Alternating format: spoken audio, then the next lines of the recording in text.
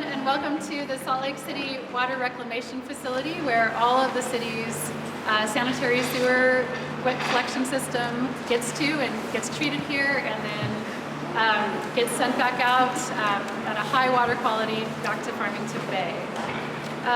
So I'm Laura Briefer. I'm the director of Salt Lake City Public Utilities, and I want to point out that we've got a lot of people in this room right now, and I'm not going to introduce them name by name, but if folks from Sunt PCL, our general contractor, could raise their hands. Yeah, great. AECom, our designer, engineering design. Jacobs, our project manager. Public Utilities, staff team. You can see that there are quite a few people involved in running this project. This doesn't include all of the people actually in the construction of the project, and I'll talk a little bit about that in a minute. I've also got Councilmember Chris Wharton and Salt Lake City Mayor Mendenhall here, and Ted Wilson, who is our former city mayor and also a member of our advisory committee. We're going to give each of them a chance to say something too. So every day, on average, 35 million gallons of wastewater is treated here at this facility. And that treated wastewater is then returned to the natural environment via a canal system. It ends up in Farmington Bay of Great Salt Lake. So we wanted to invite people to think about the water they use, where it goes, and how it is cleaned to be safely returned to the environment. Simply put, our Salt Lake City communities are safe, healthy, and thriving in large part because of our sewer treatment plant here. Our quality of life simply would not be possible without wastewater treatment and the work of a lot of dedicated and committed city employees and our staff. This facility, also due to the dedication of our staff, has achieved 28 years of perfect compliance with the Clean Water Act, which is one of the longest running perfect compliance records in the entire country. So now we're in the process of rebuilding this long-standing water reclamation facility, and it's within the footprint of the existing facility. So at the same time we are rebuilding a brand new wastewater treatment facility, we're also operating our current facility 24 hours a day, 7 days a week, 365 days a year. This new facility is in part being constructed to meet new nutrient water quality standards, as well as just replacing critical water infrastructure. This facility is more than a half a century years old. It is time for it to be replaced to meet new resilience standards such as seismic standards, flood risk standards, and sustainability standards. So we've spent a lot of years in careful planning and design of this facility. We first sat down with the very first conceptual designs in 2015. We kicked off the construction, which really was a lot of site preparation in 2019. And this reconstruction will continue through 2026. The scale of this project, the scale of this rebuild is really massive.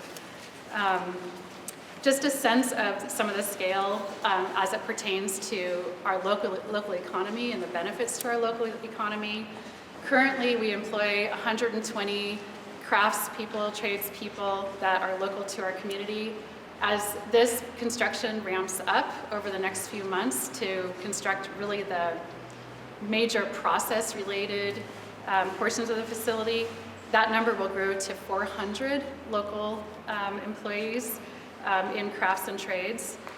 Another way to look at it is in terms of local subcontractors. So we have a lot of local subcontractors here. Currently, about $130 million worth of subcontracting that goes back into our community. And also local material suppliers, so another $50 million that goes back into the community as well. So as I mentioned, we are ramping up the major portion of this project. To date, since we started construction, we've largely prepared the site. There's some posters behind you here that show what that site preparation looked like. If you were here a few months ago, you would have seen about 30 feet of soil on top of the site so that we could start preparing the soils. The soils here, there's high groundwater and the soils are pretty poor. So we had been spending some time compressing those soils. We also want to let everyone know that, like a lot of other projects in our community, we've been impacted by the pandemic, we've been impacted by inflation, conflicts, global conflicts, supply chain issues, and so forth. But even so, our team has really stepped up to the plate to try to address and mitigate those issues. And some examples, we've saved about $75 million on the project in terms of value engineering. Another $80 million has been saved in terms of scope reduction. We were the first in the state of Utah to achieve a federal loan under the Water Infrastructure Finance and Innovation Act through EPA. That has a savings about $100 million for our community. And we're also the first Envision project in the state. What that means, Envision is similar to LEED accreditation for sustainability, but it's for infrastructure. And with our Envision accreditation efforts, we've saved about $13 million due to materials recycling and reuse. So a lot of great work has been happening here. I think it's noteworthy. Our community is going to start seeing a lot more construction, a lot more big equipment out here over the next few months. And our team is ready to ramp up for such an important project. And with that, I'd like to turn it over to Mayor Mendenhall. Thanks, Laura. Shall I stay here? Yeah, you can stay right there. Thank you, Laura, and all of you, which is not only Salt Lake City Public Utilities, but our partners in creating the single largest public utility project in the city's history, possibly even more broadly than that. And that you're doing it while at once operating the facility right here on the same footprint, 24/7, 365, with 35 million gallons of water and waste coming through every day. It reminds me in a way of the construction of our airport, LEED Gold certified, fantastic construction, built right next door to the old airport, and like a switch flipping from on to off, we transitioned overnight into the new facility. Salt Lake City knows how to do this, and we know how to do it well. But without the guidance of the director of Laura Briefer, who I think not only is a very prudent and responsible director of our most precious and valuable natural resource, which is water, she's also a historian. She's a storyteller of our water history and the system and the relationships and the complexity of it. And she's an honest person who I think compels others not just to care about this resource, but to take responsibility with us. That's the beauty of Salt Lake City Public Utility. It's not just the utility cleaning the water, making sure you have safe water to drink and that the water coming out of the reclamation facility is safe for the environment.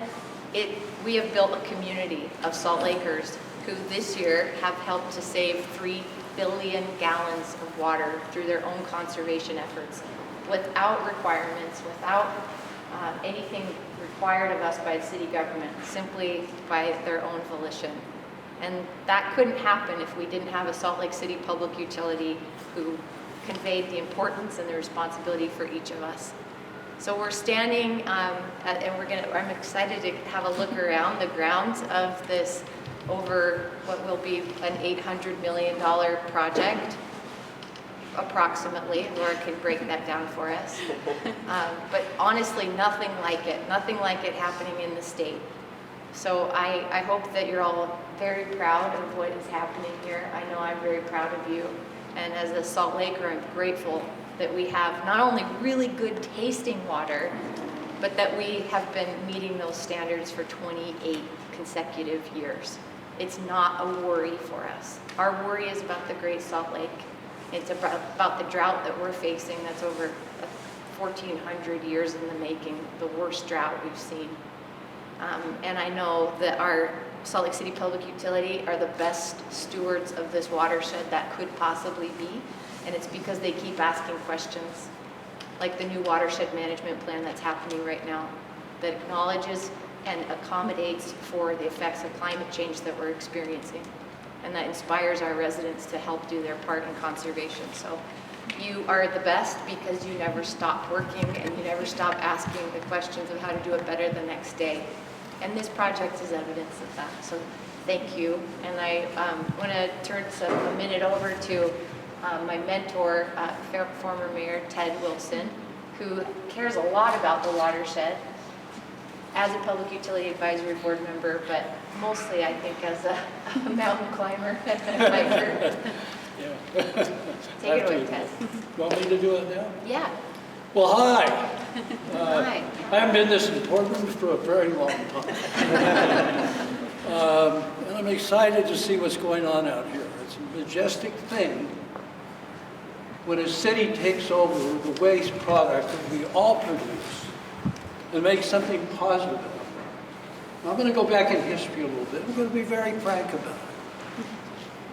When I was born in 1939, so by 1942, 43, I said to my mother one morning, when I go poopy, where does it go? To the Great Salt Lake, Teddy. That was true.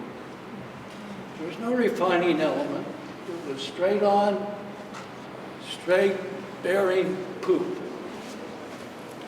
And that became the standard answer that we would use. But we started to catch on eventually, and once the environmental laws caught Congress's attention and local attention, we built our first very small but functioning treatment plant.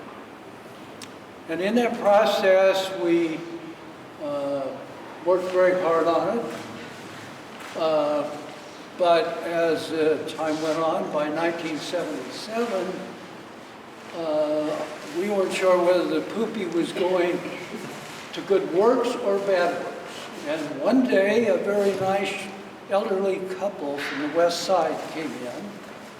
They patiently sat through the official business, and then you go later, in a 5-member commission, just before the mayor and the council. We had a commission then of 5 members. And while we're in that meeting, finally we quit talking and turned it over to the public. And this very nice gentleman walked forward with a jar in his hand. He took a lid off and passed it to me to begin the process of having each one of us smell it. And Jenny Phillips, one of my commission friends, never missed the opportunity to be blunt. That smells like piss. That started our rehab and building of the unit that's now being retired. It's done its job for years and years and still working. And now we go to the next phase, which means a cleaner community. It means we are committed. We'll spend the money when it's necessary, and we're doing it well. And it's totally exciting. And so I'm just delighted to be part of that history and to come today and tell stories. I'm sorry if I've been too frank. We'll find out if you guys have any talent at all for squelching things on TV. But anyway, thank you. Thank you, Ted.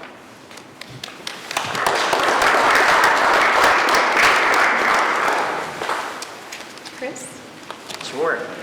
Well, thank you. I'm actually really excited to be here. I've come out to this site a couple different times, and as I was getting ready this morning, my husband's like, "Okay, what are you doing today?" And I'm like, "Oh, I'm going to the Water Reclamation Facility. And he's like, again? What is with you? That and the cemetery. You're always going to those. I don't know what that says about me. But anyway, I'm Councilmember Chris Wharton, and I represent District 3, which includes the avenues in Capitol Hill, and right in between them, City Creek Canyon, which is the first water source that the pioneer settlers used to start establishing the Salt Lake Valley. And ever since that time, Salt Lake City as the capital city, as the biggest city in Utah, has been a leader in not only water management, but water conservation, something that was really important, that's always been important in the history of our city, but is becoming more and more important every year as we continue to experience drought. And I'm just so proud to be a part of a city, a municipality that is a leader in conservation and in smart water planning for our future. And this plant is a big, big part of that. Having a facility that's, I think, 55 years old, that never takes a break, not for 1 minute, runs 365 days a year and 24 hours a day. That's a lot. And if you think about all that passes through this facility, and as we heard,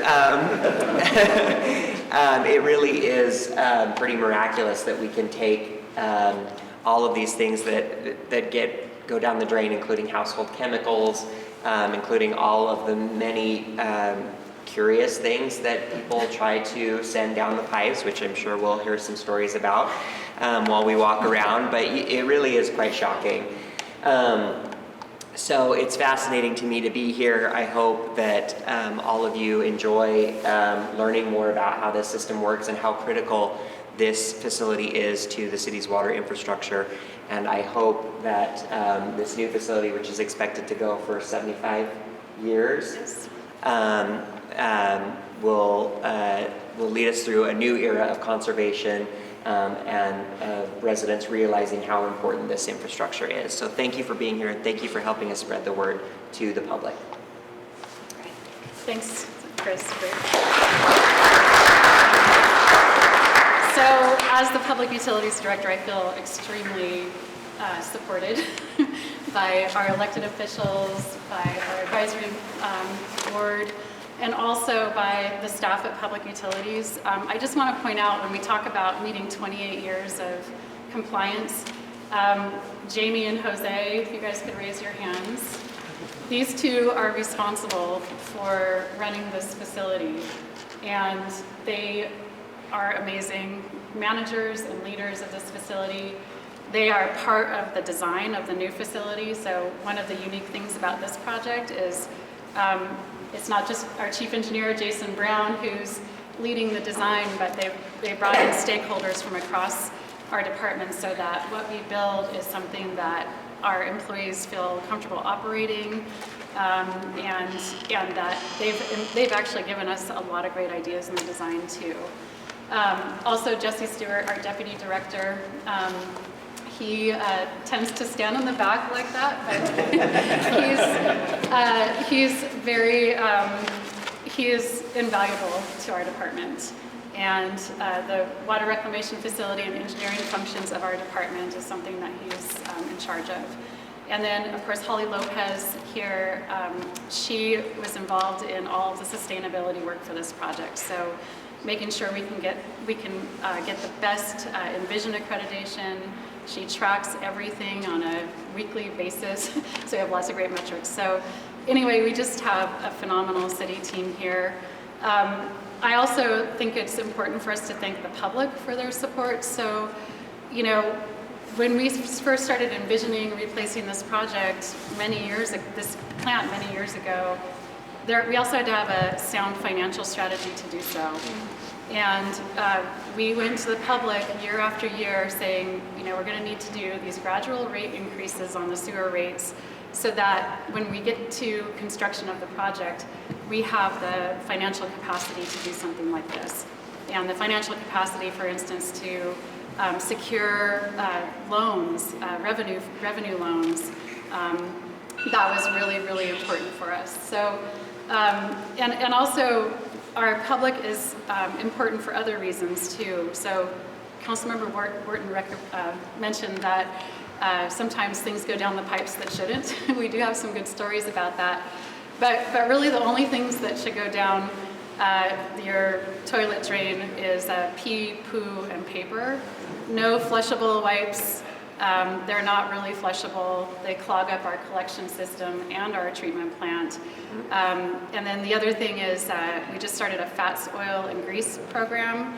This is also to meet some regulatory compliance purposes, but literally when fats, oil, and grease go into the sewer collection system, it can clog the system. It could cause sanitary sewer overflows on the collection system, but it also can cause additional costs and operational needs at the treatment plant. And so don't put grease, rinse plates off before you put them in the dishwasher or wash them in the sink. Make sure you collect any grease from cooking and dispose of it properly in the garbage can, or if you have a grease recycler. So anyway, those are the only things I have left to say, and I think we'll be heading out on a tour pretty soon.